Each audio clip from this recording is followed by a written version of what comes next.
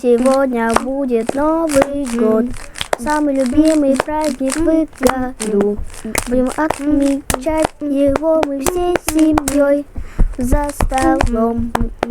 Новый год, Новый год, любимый праздник в году.